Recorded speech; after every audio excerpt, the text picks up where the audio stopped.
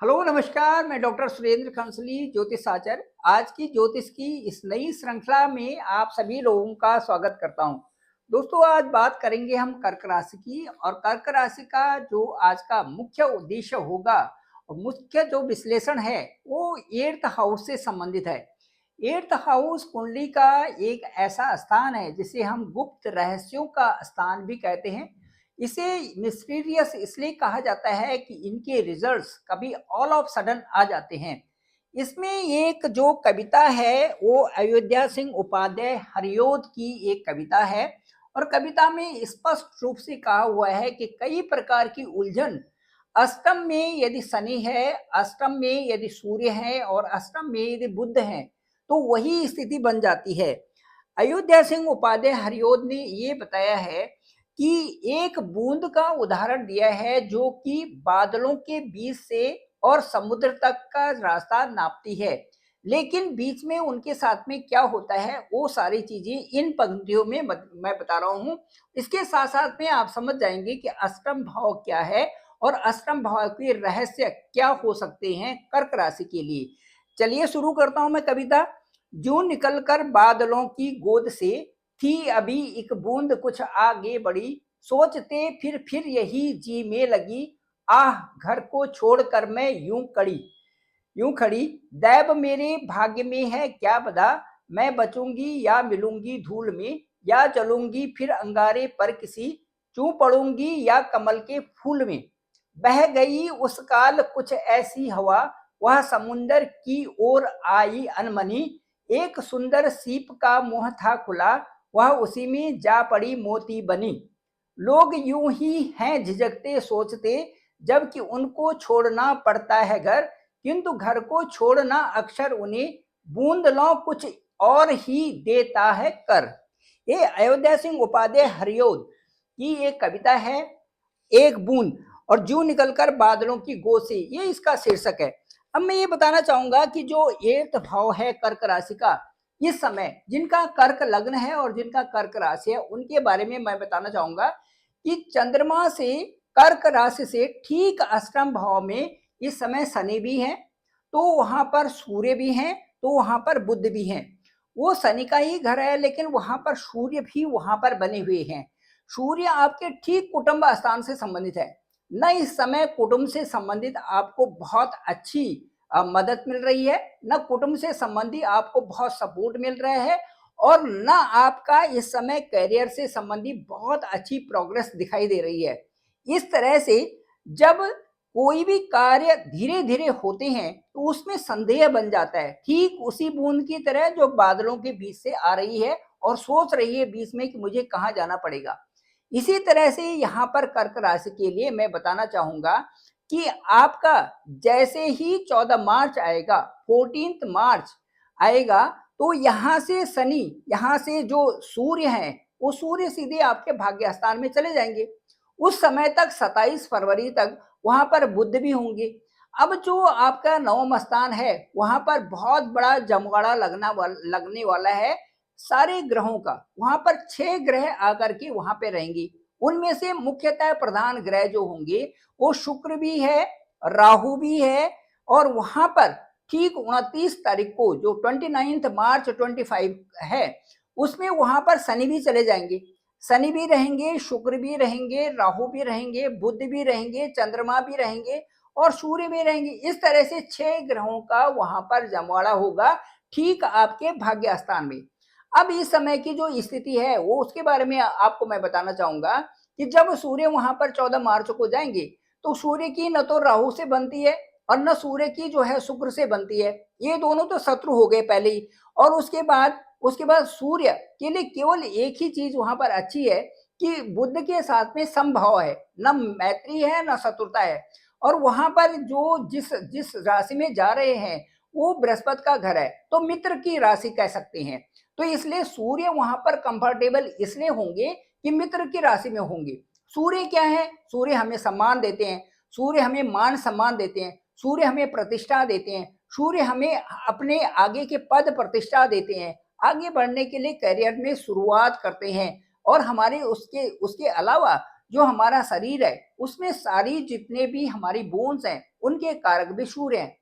तो कहने का मतलब है कि एक तो स्वास्थ्य और स्वास्थ्य के साथ में आपकी ऊंचाइयों तक बढ़ना, ये सारी चीजें वहां से प्रभावित हो रही हैं ठीक आपके नवम भाव से।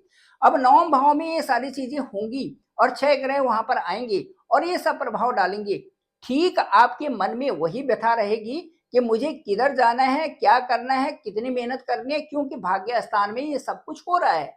अब भाग्य स्थान में ये सब कुछ होंगे तो इनके दोनों दोनों प्रकार के अनुकूल और प्रतिकूल दोनों प्रभाव होंगे, क्योंकि ग्रहों का शिफ्ट होना किस हाउस में जा रहे हैं, उस हाउस में वो अपने को अच्छा कंफर्टेबल फील करते हैं या वहां पर प्रतिकूलता वहां पर देते हैं, क्योंकि उनसे संबंधित जो और वहां पर प्लेनेट्स होंगे वो भी इनके बीच में होंगे।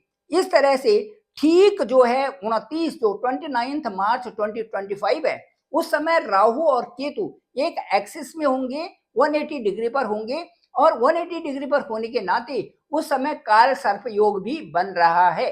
तो इस तरह में क्योंकि राहु और केतु के एक ही तरफ सारे के सारे ग्रह होंगे, इस तरह से ये जो यहाँ पर हो रहा है ये एक प्रकार का इस तरह से बदलाव है जो कि आपको यहाँ पर उन्नति के रास्तों में भी बहुत आगे तक ले जा सकता है और वहीं पर कई प्रकार की विडंबना से, कई प्रकार के संकोच से, कई प्रकार के भ्रम से, कई प्रकार की माया से यहाँ पर आप अपने जो करियर है, अपना जो फील्ड है उससे भी प्रभावित हो सकते हैं। इसलिए कर्क राशि वालों को विशेष सलाह मैं देना चाहूंगा कि आपके लिए गुरु का गोचर बहुत ही बड़ा शानदार है, क्योंकि गुरु आपके ठीक जो है 11th हाउस जो कालपुरुष की कुंडली में हमारा इनकम का स्थान होता है, वहां पर गुरु पॉजिटिव चल रहे हैं। वहां पर गुरु 4 फरवरी से मार्गी हो गए हैं। ये आपके लिए बहुत ही सुंदरतम गोचर इस समय यहाँ पर हो रहा है।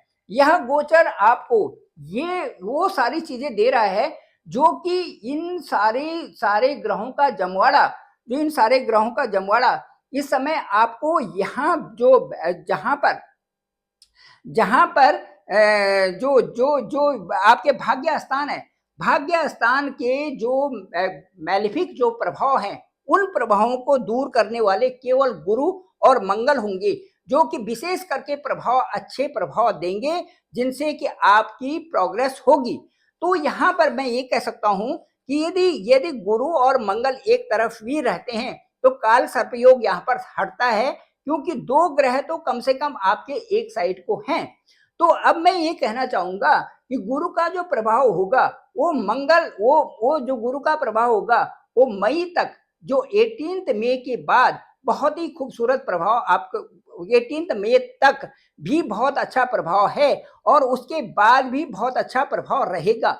इसलिए रहेगा कि जो मई में जो 14 मई है तब तक तो गुरु आपके 11वें स्थान में ही रहेंगे, इनका प्रभाव यहाँ से बहुत अच्छा रहेगा ही। और उसके बाद यदि 12th हाउस में भी जाते हैं तो वहां से भी सीधे आपके 4th स्थान को भी देखेंगे, आपके 6ठे स्थान को भी देखेंगे, आपके 8th हाउस को भी देखेंगे। इनमें भी कई प्रकार से अच्छे प्रभाव गुरु के कारण आपकी राशि में आने वाले हैं।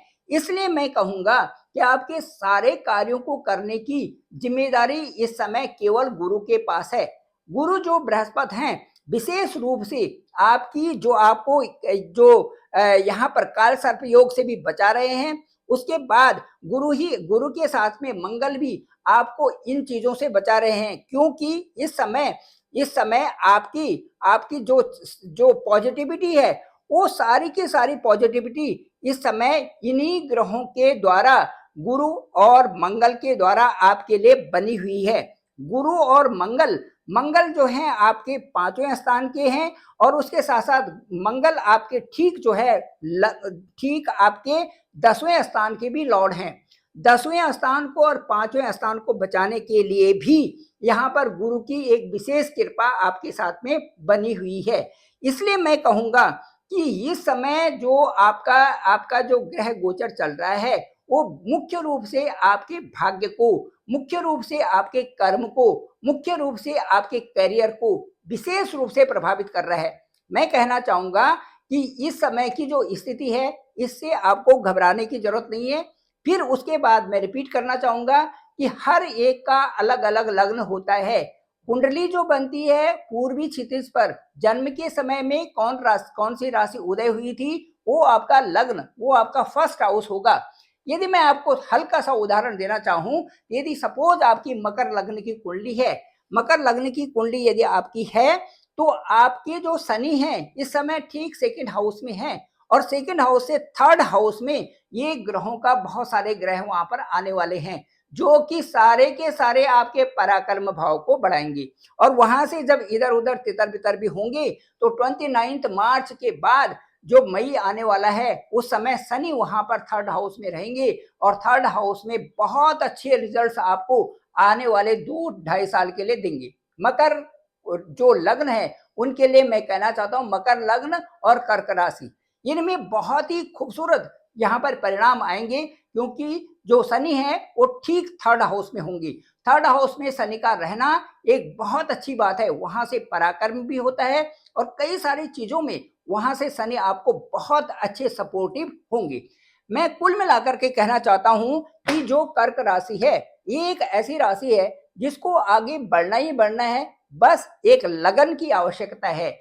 आपके अंदर वो लग्न यदि हो जाए, आगे बढ़ने की यदि वो स्फूर्ति आ जाए, एक डिसिप्लिन आ जाए, एक बहुत अच्छा तजुर्बा आ जाए, एक मेथड्स आ जाए, तो आप सब चीजों को छोड़ करके उस तरफ लगते हैं जहां पे कि आपको शीर्ष नेतृत्व मिलता है, और जहां से आप कार्यों को करने के लिए बहुत आगे ऊंचाई तक बहुत मेहनत करके बहुत आगे पहुंच जाते हैं। ये आपको करना भी चाहिए। Thank you very much. मैं डॉक्टर सुरेंद्र खंसली, ज्योतिष आचार्य। डिस्क्रिप्शन पे मेरा नंबर है 9868280191। आप डायरेक्ट मुझे कॉल कर सकते हैं, मैं आपका कॉल पिक करूंगा। मेरे इस चैनल को आप जरूर सब्सक्राइब करिए, सभी लोगों तक भेजिए ताकि सभी को इसकी जानकारी हो सके। साथ साथ में मैं बताना चाहूंगा कि कुंडली का जो विश्लेषण है, इसमें जितनी भी क्वेरीज आपकी होंगी सबके उत्तर मैं दूंगा। आपसे एक पुष्ट वार्ता की जाएगी, देखेंगे कि आपका लग्न कहाँ पर है, किस तरह से आपके लिए ये जो छह जो ग्रहों का योग कहाँ पर बन रहा है आपकी कुंडली के हिसाब से, और उनका किस तरह से आपको आकलन करके, क्या विश्लेषण करके, क्या उनके प्रभाव आपकी कुंडली में मिल रहे हैं, इन सब चीजों पर चर्चा करेंगे। Thank you very much. आप सभी लोगों का आभार, आप सभी लोगों का धन्यवाद।